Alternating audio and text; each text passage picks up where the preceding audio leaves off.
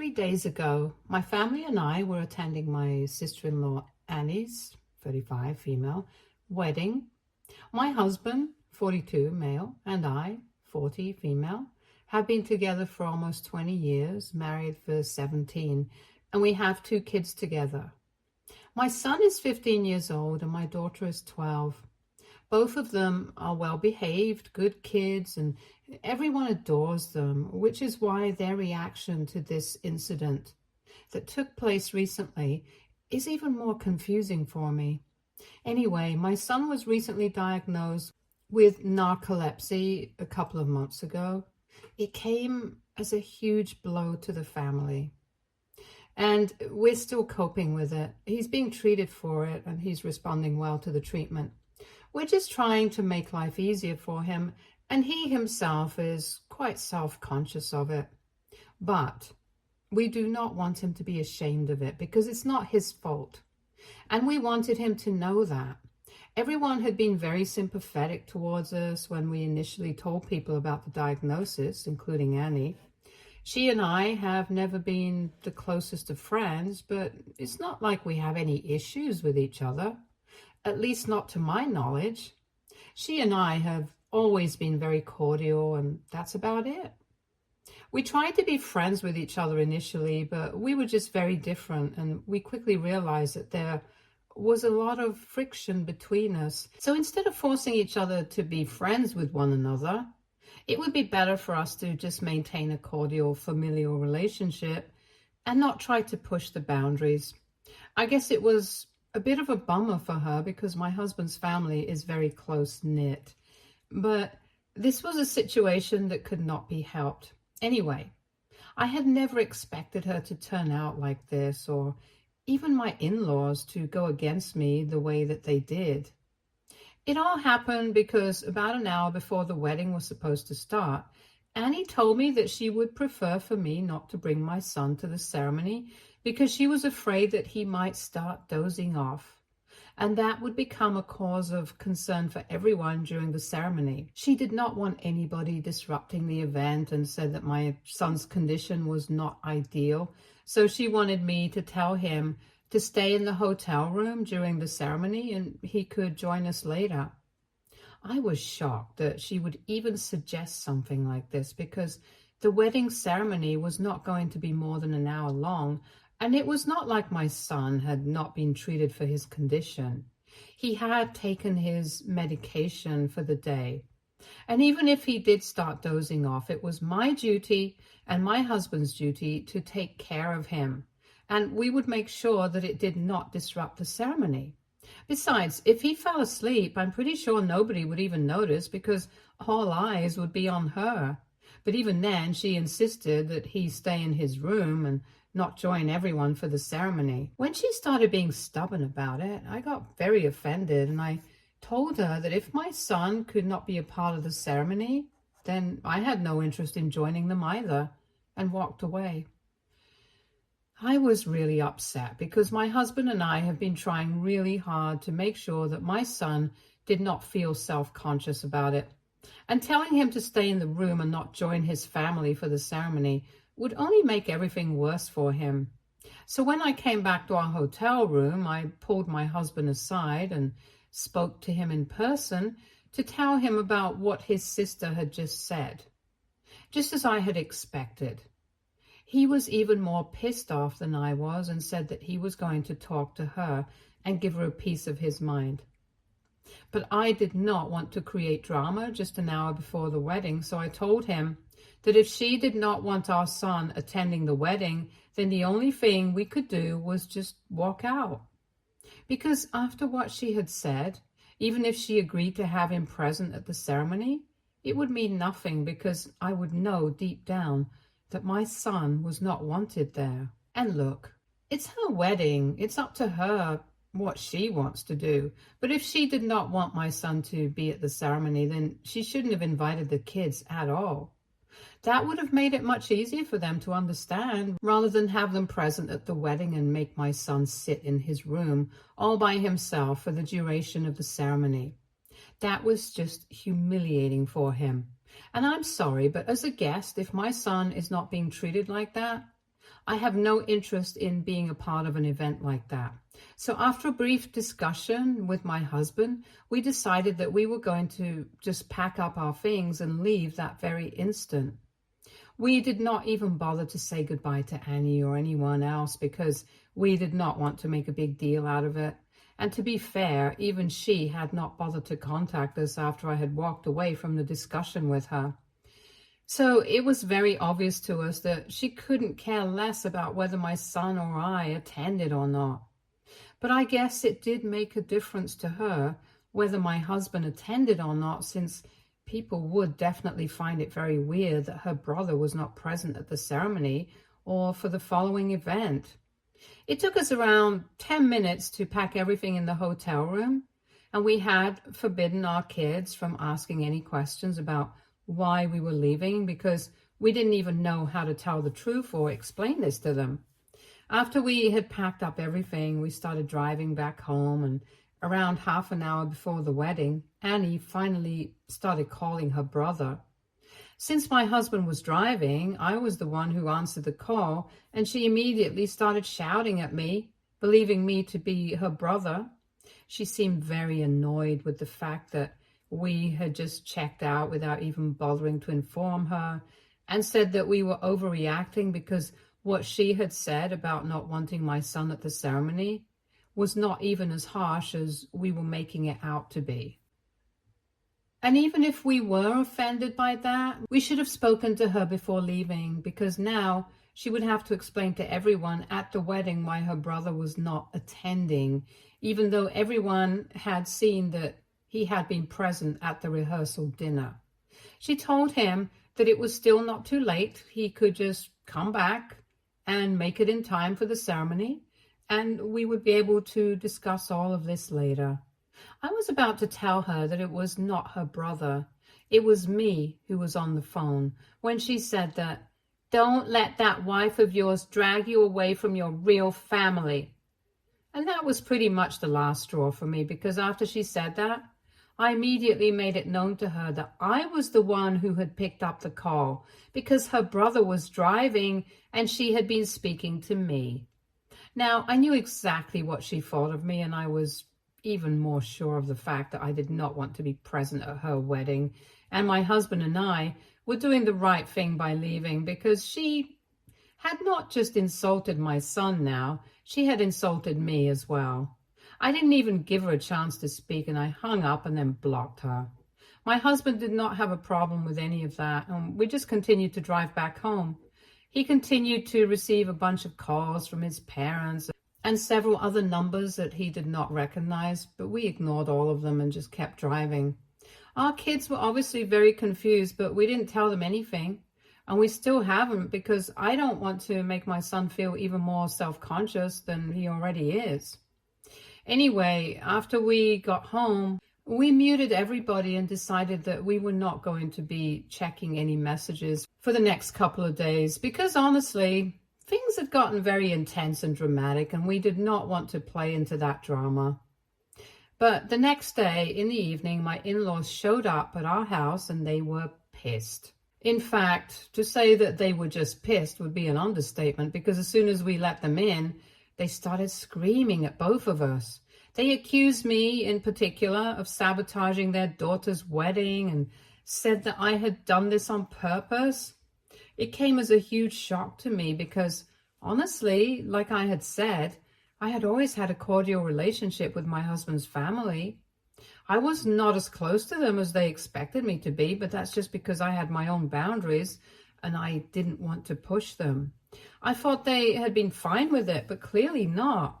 Because in spite of the fact that my husband and I had been married for 20 years, they were still acting like they didn't even know who I was as a person, and said that I had sabotaged Annie's wedding on purpose. Not only was that accusation ridiculous enough by itself, but they also said that I had done this because I was jealous of her. The reason that they suggested that I was jealous of her was equally stupid. They thought that Annie was much more successful than me, and even her wedding was a lot more grand than the one that I had back when I was getting married to my husband, and so I had taken it upon myself to make sure that it became all about me and my husband, and why we had walked out.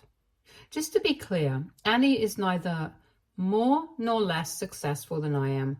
I mean, I don't even know how they are defining success, because Annie is an entrepreneur and has a source business, and I work in publishing. It's two wildly different lines of work, so I don't even know how they would be comparing it. Even if they take into consideration the kind of income we have, I would still maintain that we are definitely equally successful.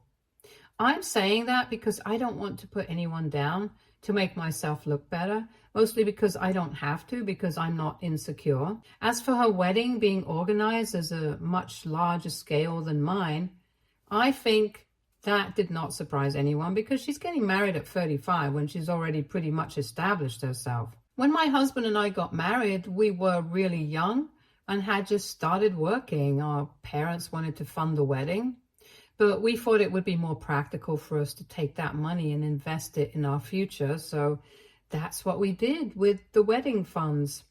We were quite happy with our small and intimate wedding, and it was definitely not a bone of contention. And I really did not appreciate the fact that they were implying that I had ruined my sister-in-law's wedding on purpose just because I was jealous of her or something, because that's not the kind of person that I am. And even if Annie did not accept it, I would have expected my in-laws to do so at the very least. I was honestly really overwhelmed when they started yelling at me about how I had sabotaged everything on purpose and made the entire wedding about myself by walking out and overreacting over something so petty and small. And then they started telling me that I had to apologize because they knew that I had done this purely out of jealousy and nothing else. And the rest of the family apparently agreed, because that's what they had told everyone at the wedding. They had to come up with some explanation as to why my husband and his family were not present at the wedding, because everyone knew how close we were, and people had seen us all at the rehearsal dinner the previous night. So they had concocted this story about how I had been sulking the entire time at the rehearsal dinner, and when Annie had spoken to me about it, I had picked a fight with her on purpose about how she was having a grand wedding and rubbing it in our faces to make us feel small on purpose, and convinced my husband to walk out over it. Now, of course, I came off looking really bad in this story that they had concocted, and that's what really set me off the edge. It was bad enough that they had come up with a lie to cover up for Annie and make me the bad guy instead. But when they said that the rest of the family believed it and thought that I was sabotaging my sister-in-law's wedding on purpose because I was jealous of her, and everyone agreed that I should apologize to her, I just felt so bad, because that's not who I am. And I felt like everyone had misjudged me. At that point, I couldn't even bring myself to defend myself and my husband. I just broke down in tears. My husband realized that my in-laws had absolutely no respect for me. And when I started crying, he told them to get out of his house because they had no right to speak to me this way. They tried to argue, but my husband was very firm and said that he would call the cops on them if they refused. Even before leaving, they repeated the same thing that Annie had said, that my husband shouldn't allow me to dictate anything that he does, because my eventual goal is to drag him away from his family. That made me cry even harder, and my husband had to spend a good half hour comforting me before I finally stopped crying. He told me that he doesn't care what his family thinks because he knows me as a person, and as long as we know the truth, it doesn't matter what kind of lies they have told the rest of the family about me. Once I felt better, we were just going to put out a statement on social media and tell everyone the truth about why we had left. Until then, he just wanted me to relax and not think of this, because his family is just being awful simply because I had dared to have boundaries and they were not used to it. And that's what the problem was. I did not need to worry about it because we all know it's not my fault. So he reassured me a lot. But one conversation with my mother undid all of that. Yesterday, she had called me in the morning just to talk to me. And while chatting, I told her everything that had happened with my in-laws and stuff. After hearing the entire incident, I thought that she was going to take my side. But instead, she just stayed quiet. I could tell that she did not agree with me. But I wanted to know exactly what her thoughts were on this incident. So I told her to be honest with me. And I really wish that I hadn't, because she told me that she wasn't exactly surprised that things had turned out this way, because even before I got married, she had told me a lot of times that I had to actually put in an effort to get along with my in-laws, and I couldn't just stay away and still expect them to accept me as part of the family. If I could see so clearly that my husband's family were really attached to each other, then I should have made an effort to assimilate and become one of them. But instead, I pushed everyone away and made my own space separately. She told me that what I did was not inherently wrong, but it was still pretty silly of me to expect that in spite of my behavior towards them, they would still accept me as part of their family. Let me just make it clear that I have never behaved badly with my in-laws, but I had definitely made a separate space for myself because I thought it was important to have a separate identity. All I did was just not bother to constantly keep in touch with them every day, visit them every other day, and act like we were the best of friends. But honestly, I did not think that was an acceptable reason to treat me so horribly, because we had always had a normal relationship and they had never come across as if they didn't like me. And yet I couldn't stop thinking about what my mother had said. Even after I argued with her and tried to defend myself.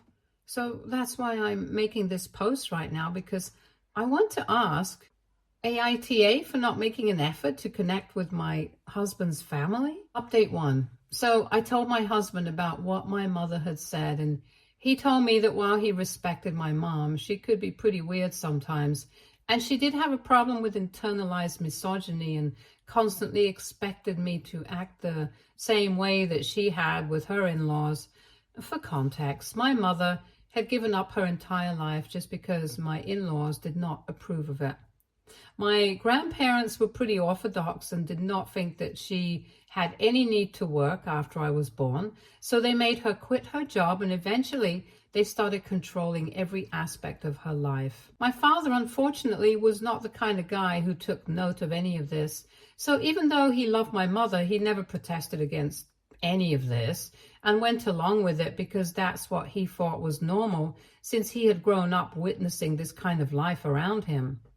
I guess that's why my mother thought that I should have made more of an effort to get along well with my in-laws, because she had molded herself to be well liked by her husband's family, and she thought that everyone should do the same. It came from a bad place, and I felt like I could understand why she thought this way, but that was still no excuse to argue with me, especially when I was upset. Besides, I'm not my mother. I don't have to put up with the same things that she did, and I am lucky enough to have a husband who wouldn't expect me to do so either. So after discussing this with him, I felt better about the situation, because regardless of what my mother had said, I knew that I was not at fault. And honestly, my in-laws have had a very weird idea about what a family should be like. They expected me to be present at every family dinner, which they hosted quite frequently, almost every weekend.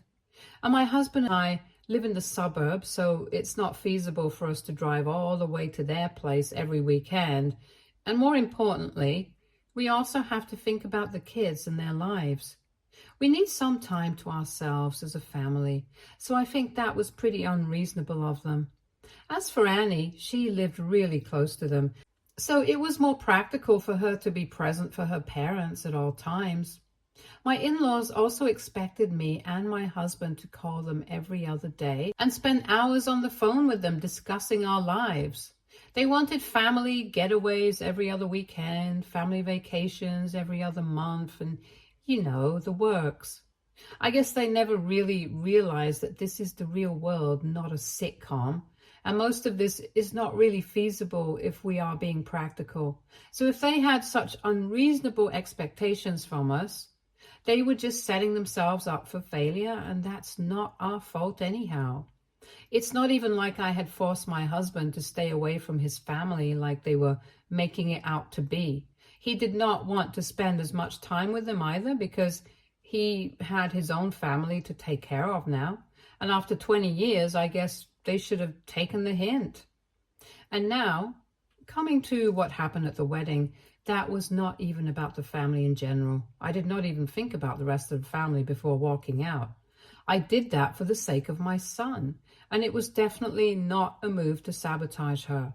But their decision to spread lies about me and tell everyone some crazy story about why we had walked out was definitely a move to ruin my reputation, and it could not go unanswered. So my husband and I decided to put out a statement like we had said we would, and we still maintain what we said about not caring about what the rest of the family thinks about me. We really don't care about it. But the reason that it was important for us to put out that statement and let everyone know the truth was because they could not get away with lying about me. They had enough to apologize to us, but they hadn't. And now we were going to let everyone know the real reason why we had not been present at the wedding. And honestly, I was doing this more for the sake of my son than for myself, because he had been able to figure out that there had been some problem regarding him, I guess.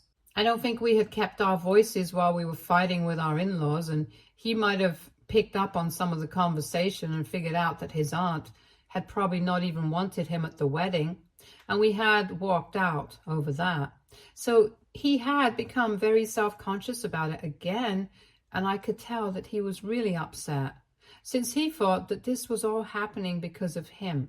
And I wanted him to know that this was not his fault. If there was anyone to blame for the situation, then it would be his aunt and his grandparents. The best way to do that would be just to put out the truth. And now that it's done, my husband and I can finally breathe a sigh of relief. I don't know if people are going to believe this version, and I don't know if it's going to create even more drama in our lives, but it was important for us to let everyone know what really happened, and we are glad that we did. So whatever. Update 2.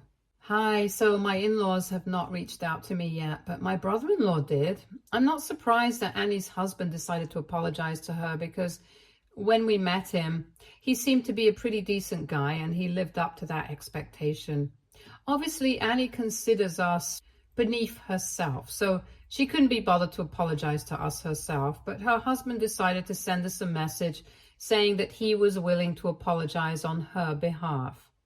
We don't really count it as an apology from her, but we appreciate the gesture from his end. Another interesting thing that happened was that a bunch of relatives reached out to us, that they knew that there was something about the version of the story that my in-laws had been telling them, and they hadn't wanted to believe that I was capable of being so vindictive. So they had been waiting for us to put out a statement, and the reason they hadn't contacted us to confirm the story was because they did not want to stir the pot. But now that the truth was out, they were all firmly on my side. I thought that this was really strange behavior, because from what I knew, my in-laws had said that the rest of the family also believed that I had sabotaged Annie's wedding out of jealousy, and they expected me to apologize to her. But this reaction made me feel like my in-laws had probably been lying. So I spoke to one of my husband's cousins, and he told me that most of the family had flat out refused to believe the version of the story that my in-laws had been telling everyone, and that they had been waiting for some clarification from our end. I guess my in-laws had been trying to manipulate us into believing that the rest of the family was also against us, and maybe that would cause us to apologize to Annie. What would they have gained out of it? Absolutely nothing, apart from the satisfaction of having us flatter their already overinflated egos. I'm honestly really glad that I did not apologize to them, and that my husband and I did not fall for the trap that they had been setting up for us. I'm also really happy that most of the family is with me, because that means that nobody is going to be speaking to my in-laws or Annie. I don't really mean to sound vindictive or vengeful, but they do deserve this. Anyway, I haven't spoken to my mother for the past couple of days after we got into that fight, so maybe I might even let her know what has happened so she realizes that she was wrong as well. Her, I'm still willing to forgive, but regarding my husband and his family, even if I forgive them, I'm not sure that my husband will. And also, thank you so much for such kind words about our son, and I'm sure that he's going to get better with time. It means a lot to us, so thank you. Update 3. Hey, so I finally spoke to my mother after almost 3 weeks of no contact, and I've explained a lot of things to her. I can't say that we have sorted things out just yet, but we are trying to. We are working on it. All I can say is that both of us missed each other a lot, and after my father passed away 6 years ago, I am all that she has, so she wouldn't want to lose me, and neither do I want to lose her. She is willing to learn and change her ways and be more sensitive towards my feelings, and I'm going to stick with her while she tries to become that person. Old habits are hard to unlearn, and I can understand that, but I don't want to give up on her, so I'm going to keep on trying. I wish I could say the same thing for my in-laws, though, but whatever. They don't even deserve this second chance. After we made that post, most of the family was with us, and they refused to even acknowledge the existence of that post. From what I've heard, Annie even got into a huge fight with her husband because he had bothered to apologize to us, and she had even moved back in with her parents for a couple of days, but then she went back to him. Honestly, I know it's going to sound very off if I say it out loud, but I hope that the guy leaves and finds somebody better, because my husband and I think that he deserves better since he seems to be a decent human being. And I'm sure it won't be a struggle to find someone better than Annie. But whatever, that's their choice to make. And we don't want to interfere in their lives anymore. We have gone completely no contact with them. We have blocked them everywhere that we possibly can, and we have discussed what we might say if they apologize to us as well. My husband does not want to speak to them right now, so even if they do apologize to us, we're going to maintain our distance. But that seems unlikely because all they have done so far is try to mock us through social media. They have also posted a bunch of jokes and memes about narcoleptic people, and I think it's a bit insensitive, but whatever. That just shows the kind of people that they are, and it does not reflect on us anyhow. Our children are most precious to us, and if this is the attitude that his family has towards them, we don't want anything to do with these kinds of people. And speaking of kids, they have been pretty down in the dumps recently, so my husband and I have decided that we are going to leave for a family getaway this weekend, and it's one that is desperately needed because we have all been pretty stressed out of late. All of us definitely need some time off, and family is all that we have, so we are going to make the most of the time that we have with our kids before they grow up. Stay tuned for more stories from our girl relationships.